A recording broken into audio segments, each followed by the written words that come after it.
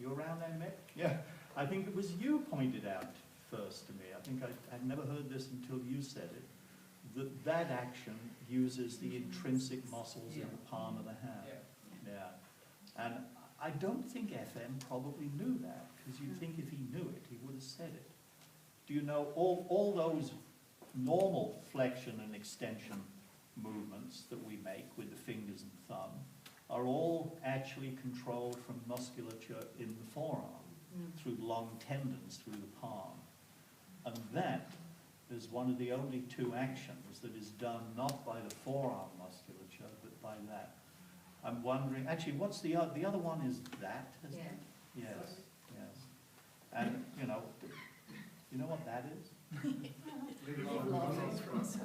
FM was an early Trekkie. It may be that if we were to get Elke using the intrinsic musculature of the hand, it helps her to get more undoing through the forearm and upper arm, because they're not so engaged in the action of the hand. And I have a theory that I know is off the wall, and it has no justification scientifically, but at a feeling sense, it feels to me like when you engage the intrinsic muscles of the hand, and if you combine that with an upward intention, you lighten up through the entire body. I have a feeling that it somehow encourages the intrinsic muscles of the spine to work better.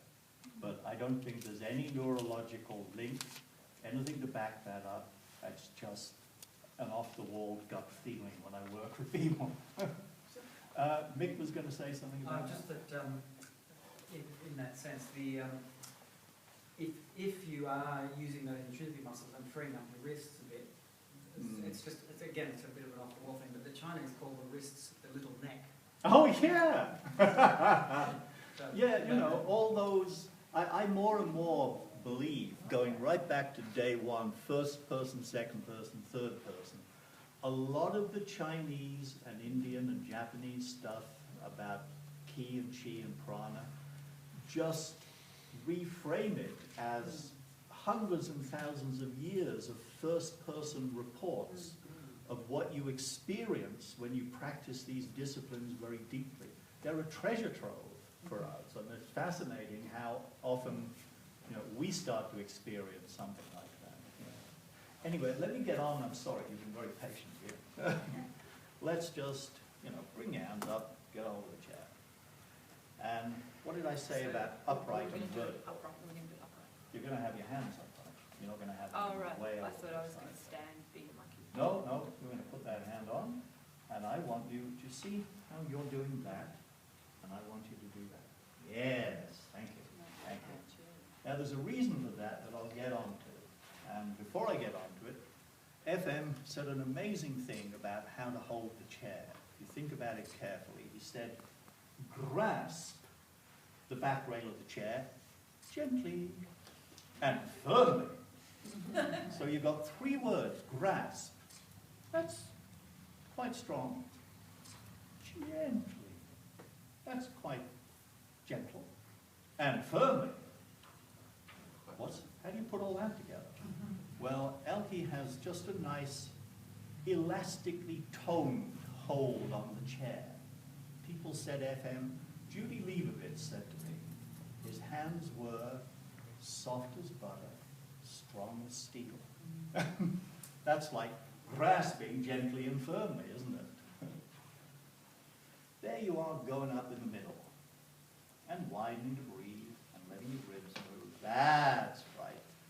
Now we're going to touch on something hideously controversial, but we're going to do it anyway. My understanding, and this is my understanding, and it's the only way I know, and there are other ways, but the way I know to get this to work means don't lift your elbows in. Now, you see how your hands collapsed? So what this is really about is, can you have active tone in your hands and undoing in your arms and widening in your shoulders? That's right. FN in the book, the sacred text, said, and we go by the sacred text. He said, direct your elbows outwards and slightly downwards. Now, that must not drag your hand down. Up through your hand. That's it. Up through your hand, up through your body, wide through your shoulders. You're getting it. You get it. That's it. Out and down through your elbows. What's that do to your breathing? I can see you breathing more. It's also So- turning your back.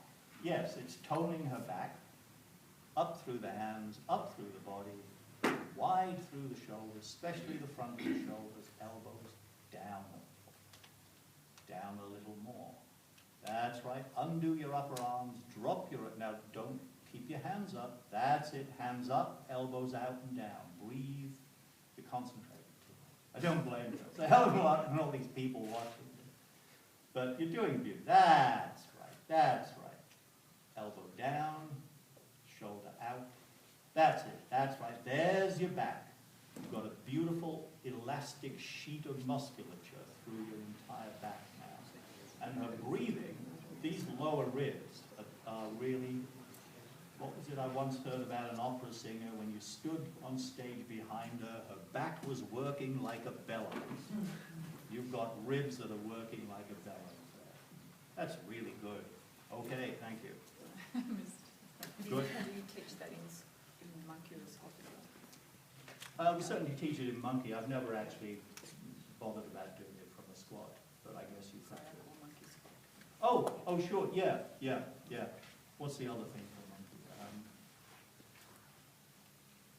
I've lost it now. I often just talk, when giving lessons, I hate the word monkey. Yeah, I It's so stupid. I tend to just talk about going into a halfway flex position or something like that. Just bend your knees and hips part way. Now, why monkey, the word monkey, Yeah. you go head back over there. You want to take a chair with you? You know, it's